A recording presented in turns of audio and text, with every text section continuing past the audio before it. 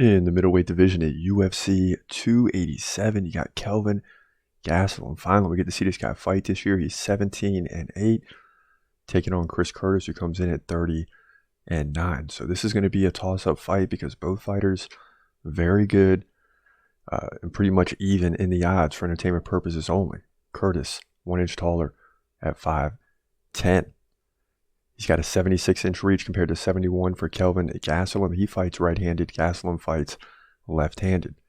Now, Chris Curtis is much more active, landing about 5.8 significant strikes per minute to about 3.5 for Kelvin Gastelum. So he's landing well over 2 more significant strikes per minute, or 30 over the course of the fight.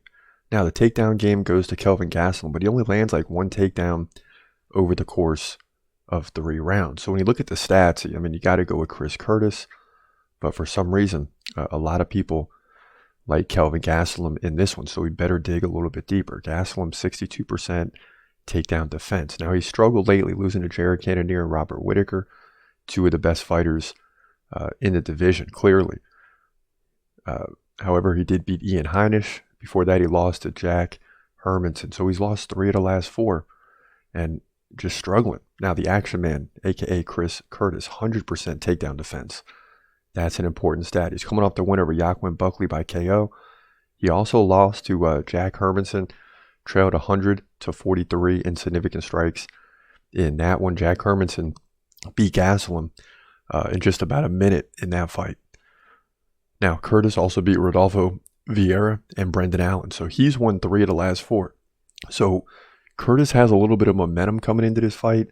Gastelum, on the other hand, has been struggling, but against some really good fighters. So we got to keep that in mind. And to me, that's why this fight is even. Yeah, Kelvin Gastelum is struggling.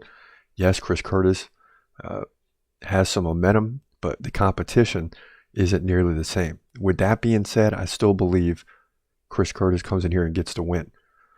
Now, rounds 1 and round 2 will probably be split. It will come down to round 3. I think Chris Curtis will continue to do a good job in round 3 for sure of defending the takedowns. He may give up 1 in rounds 1 and 2, or the round that he'll lose, because Kelvin Gastelum will take him down and control him, but he'll make it through. In round 3, in my opinion, is when Chris Curtis takes over. That's where that significant strike advantage of 2-1 will start to take. We'll start to see that take over in round 3.